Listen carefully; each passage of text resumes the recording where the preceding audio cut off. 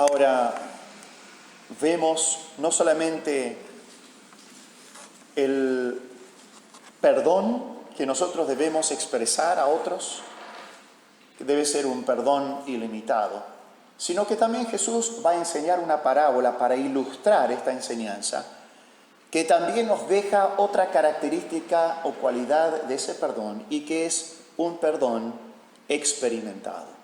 No solamente debemos perdonar con un perdón ilimitado, o sea, siempre debemos perdonar, sino que también debemos perdonar con un perdón experimentado, o sea, perdonamos porque fuimos perdonados. Y eso es la parábola, comenzando el versículo 23. Esto se ve a través de la parábola de los dos deudores. Hay diferentes títulos para esta parábola. Jesús muchas veces no le puso títulos a su parábola, pero los dos deudores es comúnmente un título para esta parábola. Y la parábola enseña que el perdón otorgado está basado en el perdón recibido.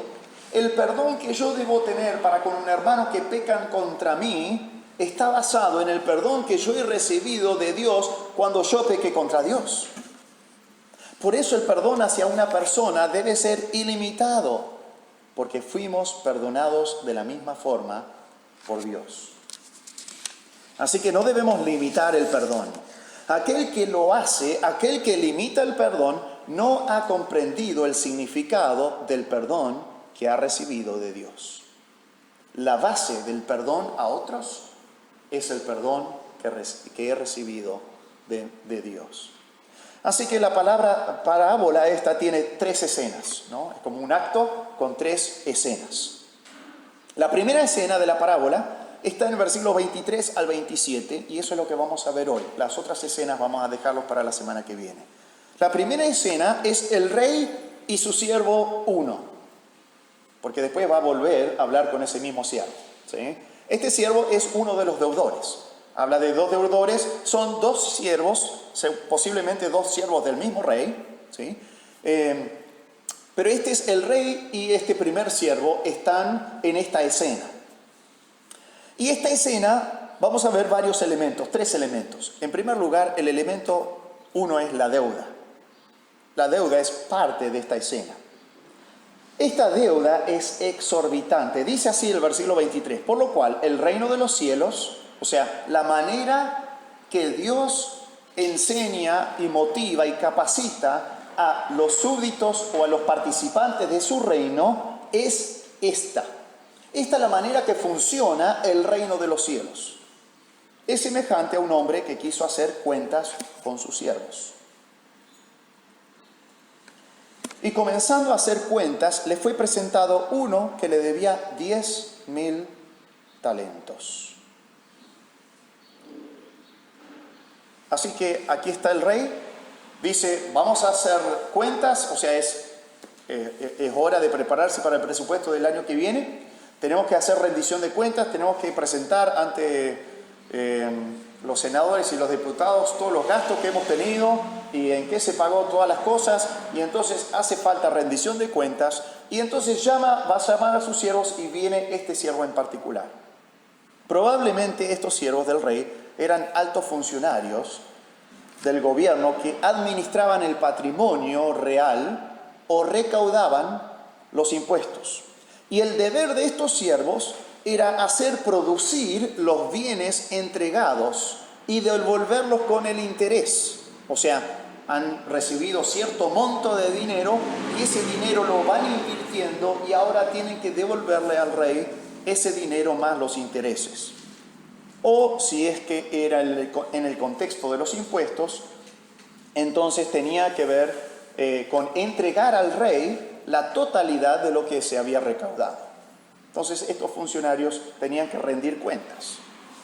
Y se acerca aquí el primer funcionario, el primer siervo, ¿sí? Josefo nos indica que los impuestos imperiales, José vivió en el tiempo de Jesús, era un historiador judío, y Josefo indica que los impuestos imperiales de Judea, Idumea y Samaria, que eran tres provincias sobre las cuales estaba el imperio romano, los impuestos que estas tres provincias en conjunto tenían que dar a Roma por un año sumaban un total de 600 talentos. Esa era la deuda. La deuda de esta parábola, que dice 10.000 talentos, era 16 veces más que, podríamos decir, todos los impuestos de estas 3 provincias en un año. Esa era la cantidad de dinero que este funcionario tenía que rendir cuentas al rey, a su señor. Un talento es el equivalente a 6.000 dracmas. Dracmas era lo mismo que un denario, o sea, es lo que un jornalero recibiría por el trabajo de un día. Es decir, bueno, yo trabajo todo un día, el dinero que recibo podría ser un denario o una dracma. Un talento era 6.000, podríamos decir que un talento entonces era 6.000 días de trabajo, o sea, varios años. ¿Sí? Eso era un talento. ¿Cuánto debía este? 10.000 talentos. Así que, haciendo equivalente, o sea, la deuda que tenía era un equivalente a 60 millones de días de trabajo. O sea, una cantidad exorbitante. Haciendo equivalencias para el día de hoy, estos 10.000 talentos, obviamente los sueldos dependen, ¿no? O sea, suben y bajan, ¿no? Algunos son muy pobres, la mayoría son pobres, ¿no?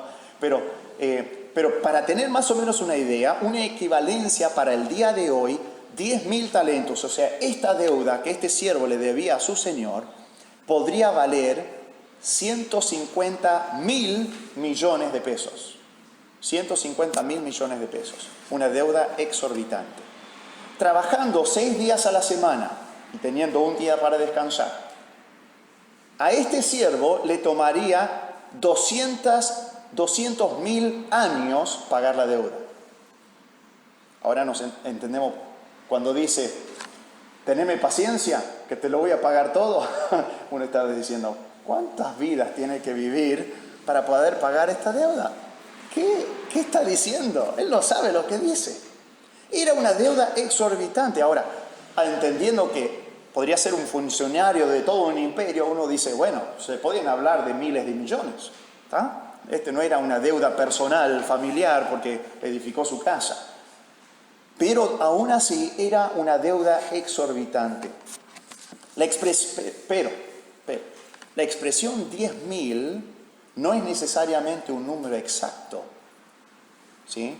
Porque se utilizaba como una expresión de cantidad ilimitada también, así como nosotros decimos 1.000.000, o como Jesús había dicho, 70 veces 7.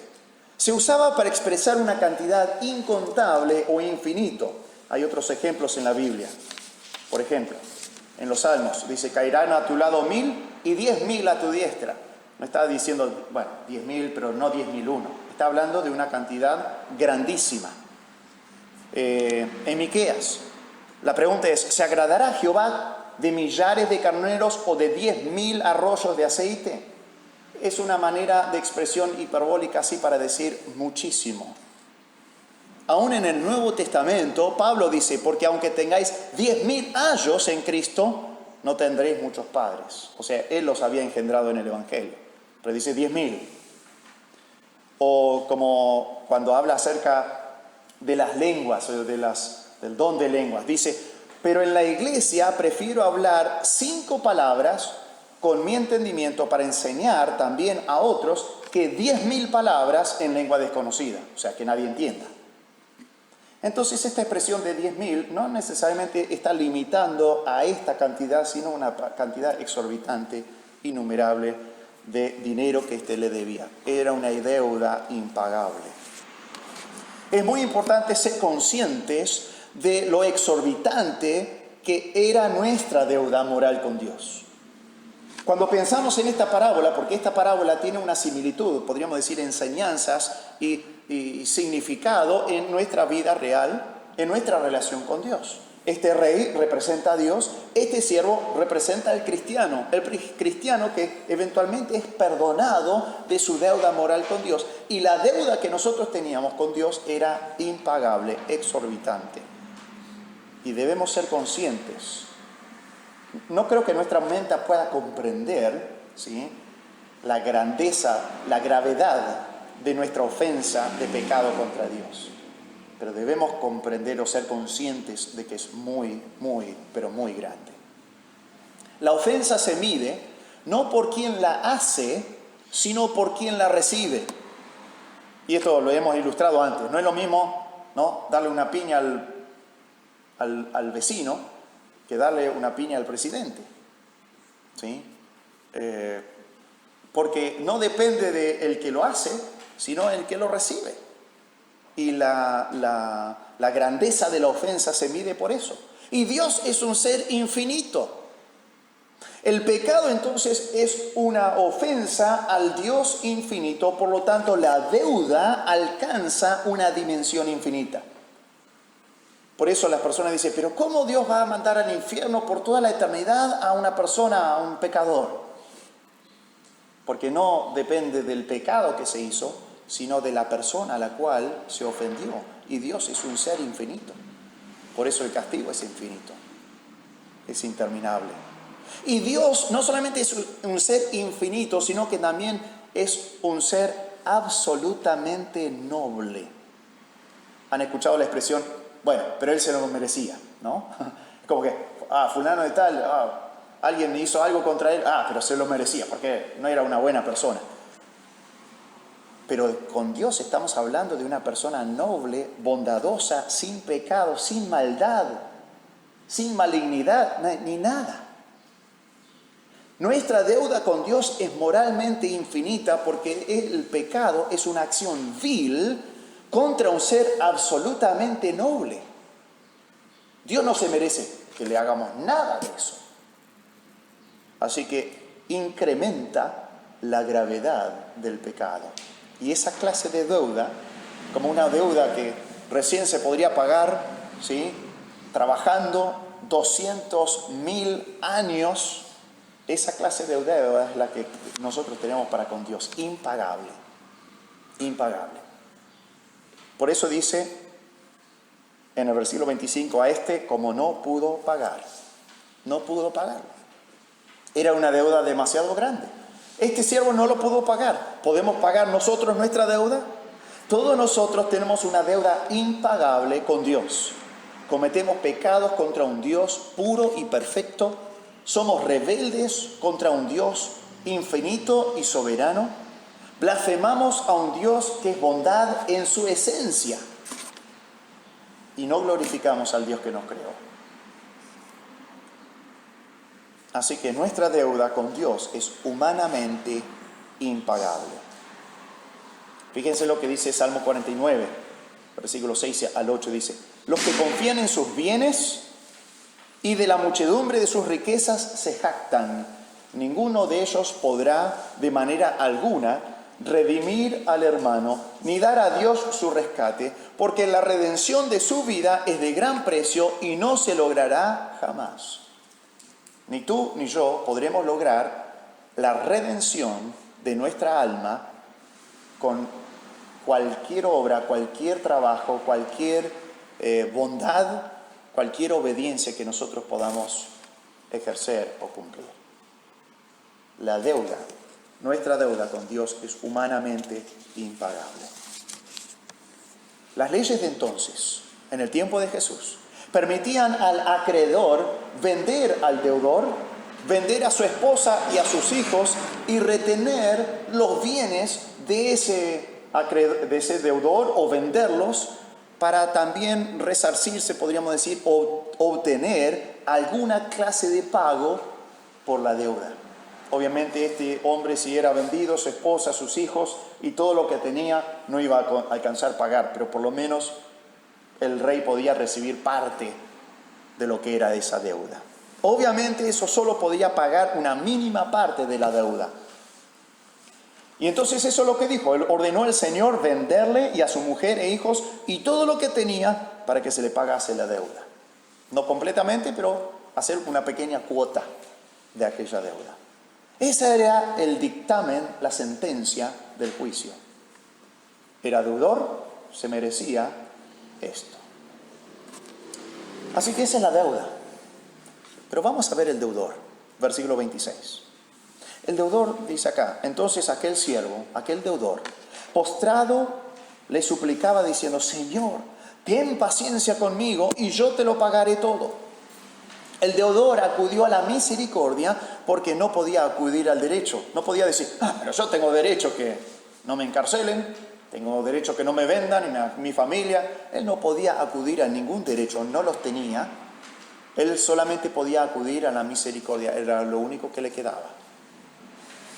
Y acá vemos su postura. La postura del deudor era postrado, implica una humillación y una reverencia. Él está suplicando, no está demandando nada, porque no puede demandar nada. Y él viene en humillación, en reverencia a este rey y se postra, se arrodilla delante de él y cabizbajo coloca su cabeza contra el suelo y le implora, le suplica. Tenemos la petición del deudor también, no solamente su posición humilde, sino la petición. ¿Qué dice? Le suplicaba, diciendo: Señor, ten paciencia conmigo. Suplicaba eso. Ten paciencia conmigo. El deudor pidió paciencia. Y esta palabra paciencia, hay dos palabras que se traducen paciencia, dos palabras en griego. Y esta paciencia no habla tanto de estar bajo, la paciencia de estar bajo un peso o una presión. Habla de la paciencia que puede esperar, ¿no? Le está diciendo: dame tiempo y yo te lo voy a pagar. Tené paciencia. Entonces es la capacidad de esperar. Le pidió al Señor que espere, que le dé tiempo para que Él pueda pagar la deuda. Y ahí vemos también la promesa del deudor: yo te lo pagaré todo. No sé qué pensaba yo te lo voy a pagar todo. No sé cómo voy a hacer, pero lo voy a pagar todo. ¿Qué clase de promesa? Una promesa que sabía que nunca iba a poder cumplir. Y el rey también sabía que este deudor nunca iba a poder cumplir esa promesa. Y vemos lo ridículo de las palabras del siervo cuando suplica: Señor, ten paciencia conmigo, yo te lo pagaré todo. Y es tan ridículo como cuando uno quiere pagarle a Dios para compensar por todo lo malo que ha hecho en la vida. Por ahí hay personas que dicen: sí, cuando se dan cuenta de su pecado delante de Dios y todo, dicen: sí, yo soy pecador y yo necesito el perdón de Dios. Y bueno, de ahora en más yo voy a vivir para Dios y voy a hacer las cosas bien. Voy a cambiar, me voy a portar bien de ahora en más. Como si el resto de su vida tendría suficiente tiempo como para pagar la deuda que ha incurrido. Y viendo en esta parábola nos damos cuenta: no tiene suficientes horas, ni minutos, ni días, ni años en su vida para poder hacerlo. Es una deuda impagable. Aun si el Señor tiene paciencia y te deja vivir 1000 años, todavía no lo puedes pagar. Si te deja vivir 10.000 años, todavía no lo puedes pagar. Toda una vida no es suficiente para pagar nuestra deuda con Dios. Como creyentes tampoco debemos pensar que nuestra vida cristiana en obediencia a Él es alguna clase de forma de pago. Decir: bueno, por lo menos estoy pagando parte de mi deuda. No funciona de esa manera, hermanos. Nuestra obediencia a Él es en agradecimiento, puramente, como parte de nuestro agradecimiento por el perdón que Él nos ha dado.